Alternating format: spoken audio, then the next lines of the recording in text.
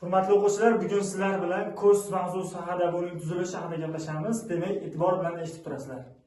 Ko'zning tuzilishi tushunishdan avval biz uning ko'z sohasini, qavatlarini birma-bir gaplashishimiz kerak bo'ladi.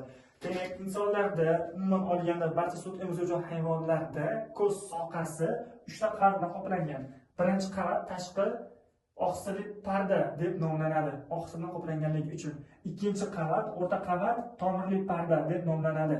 Uchinchi ichki qavat esa to'rsimon parda bilan qoplangan bo'ladi. Eng tashqi oqsilli pardaning o'zi ikkita qismdan iborat. Ulardan birinchisi shohsimon parda, ko'zni butkul oldingi qismini shisha singari qoplab turadi va undan ichkarida qolgan qismi sklera deb nomlanadi, qattiq shishasimon moddadan iborat.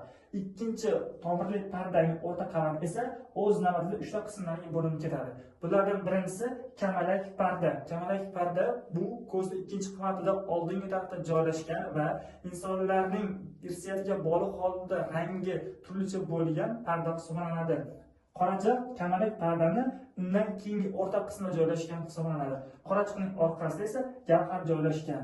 Ichki to'rsimon pardada esa ko'rish dog'lari, sariq dog'lari hamda ko'rish retseptorlari joylashgan bo'ladi. Hozirgi jadval asosida yozib chiqqan ko'z sohasining qismlarini endi rasm ko'rinishida tushuntirib beraman. Demak, ko'zimizni darsdan 3 ta qismga, qavatlarga bo'lib olgan edik. Uning birinchi qavatlari oqsilli parda, uning oldingi qismi esa shohsimon pardadan hosil qilingan. Shohsimon pardadan qolgan qismi oqsilli pardani sklera deb nomlanadi. Bu qismlardagi shohsimon pardaning asosiy vazifasi tashqi tomondan kelayotgan har qanday ta'sirlarni va kuchli yorug'likni ozroq qismini sindirib ichkariga o'tkazib berish bo'ladi. Ikkinchi qavati hisoblangan tomirli pardani oldingi qismi kengayib kamalak pardani hosil qiladi. Kamalak pardaning o'rtasida esa qorachiq joylashgan bo'ladi.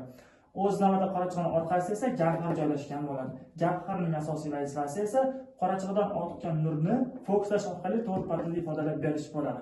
Ko'zning 3-qavatida to'rt pardada esa retseptorlar dog'lar joylashgan. Bulardan birinchisi sariq dog', ikkinchisi ko'r dog'i va hamda ko'rish retseptorlari bo'ladi. Hamda ko'zning ichki qismlarini qoplab olgan shishasimon tanadan iborat.